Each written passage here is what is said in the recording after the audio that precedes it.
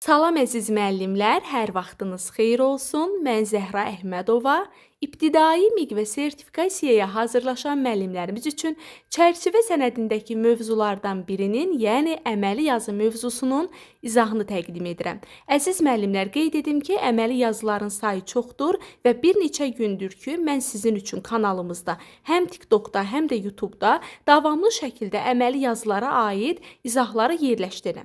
Bu bir neçə gün ərzində sizlər üçün tərcümeyi hal, protokol, annotasiya, akt, teleqram və vəkalətnamə əməli yazılarının dərs izahını, imtahanda düşə biləcək sual tiplərini, açar sözlərini sizin üçün kanalda yerləşdirmişəm. Bugün isə növbəti bir əməli yazımız olan izahat haqqında danışacağım.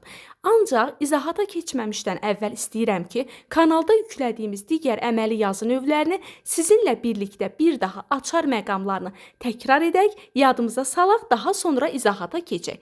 Yaxşı, deməli demişdik ki, tərcih, geri çevirmə, təkrar etmə, hal, surət, vəziyyət sözlərinin birləşməsindən yaranıb. Söhbət hansı əməli yazıdan gedir? O gün kanalda dedim, geniş şəkildə dedim ki, tərcih, geri çevirmə, təkrar etmə, hal, surət, vəziyyət. Bu sözləri görsək, biləcək ki, söhbət tərcümeyi hal əməli yazı nümunəsindən gedir. Yaxşı, şəxsin öz əli ilə öz həyat yolunu təsvir etməsi. Baxın, şəxsin öz əli ilə öz həyat yolunu təsvir etməsi. Təbii ki, söhbət nədən gedəcək? Tərcümeyi haldan gedəcək. İlk, birinci vərəq, yapışdırmaq sözlərini görəndə hansı əməli yazını götürürdük? Protokolu. Sədr, katib seçilir. Hansı əməli yazı növündə? Protokolda. Açar məqamları deyirəm. Kitab sözünü görsək, eyni zamanda müəllifin kitab haqqında məlumat verməyini görsək, sonra qeyd aparmaq, əlavə etmək deməkdir. Mənalarını verən əməli yazını soruşsa, annotasiyanı götürəcək. Bir daha deyirəm.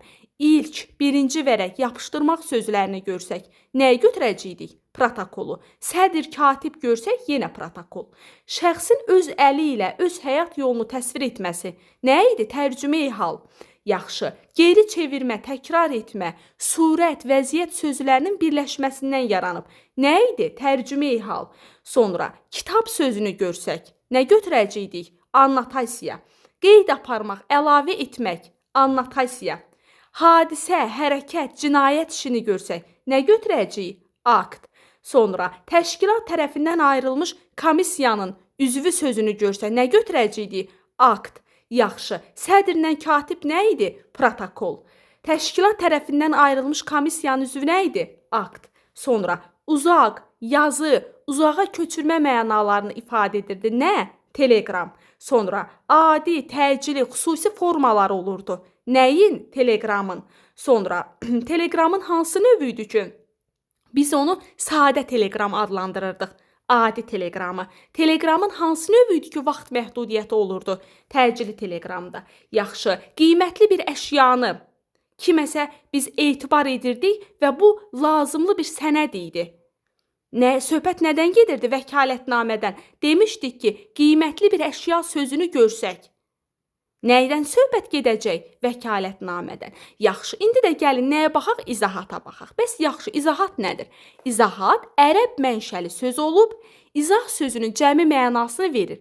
Bax, mən tərcümeyi halda müəllimlərə deyirəm ki, tərcümeyini tərcih sözü ilə yadda saxlayın. İzahatı isə izah sözü ilə yadda saxlayın. İzahat, izah sözünün cəmi mənasını verir.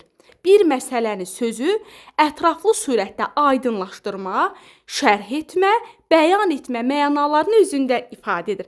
Bax, tutaq ki, mən bu dəqiqə sizə izahat verirəm elə bil. İzah sözü ilə yadda saxlayın. Sizə ətraflı şəkildə aydınlaşdırıram.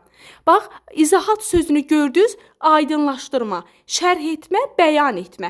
Bax, bu 3 dənə açar sözü nə edirdik? Yadımızda saxlayırdıq. Yazılı və şifahi olur, sadə və müfəssəl olur. Deməli, açar sözündə qeyd eləmişəm, hər hansısa bir məsələni, hərəkəti, sözü aydınlaşdırma, bəyan etmə nə idi? İzahat adlanırdı. Yaxşı, indi izahat gəlin nümunəsinə baxaq. Deməli, nümunəsi belədir. Bakı şəhər 3 nömrəli məktəbin direktoru Həsən Vəliyevə Həmin məktəbin 9A sinif şagirdi Murtuz Əliyevdən ortadan izahat yazırıq. Səhhətimlə əlaqədar olaraq bir gün dərsdə iştirak etməmişəm. Məni üzürlü hesab edərək dərsə buraxılmağım üçün göstəriş vermənizi xahiş edirəm. İmza, altdan tarix və Murtuz Əliyev. Yəni kim tərəfindən yazılıbsa, mütləq ki, onun adı da olmalıdır. Bu da olacaq bizim izahatımızın nümunəsi. Yəni qısası biz sizlərlə akt haqqında danışdıq, açar sözlərini bir daha təkrarladım. Protokol haqqında danışmışıq, teleqram, vəkalətnamə, eləcə də annotasiya və s. Bu günlərdə izahat haqqında danışdım. Qeyd edim ki, mən indi bu dərsdə o biri əməli yazıların sadəcə açar sözlərini dedim. Amma onlar haqqında çox geniş izahım var.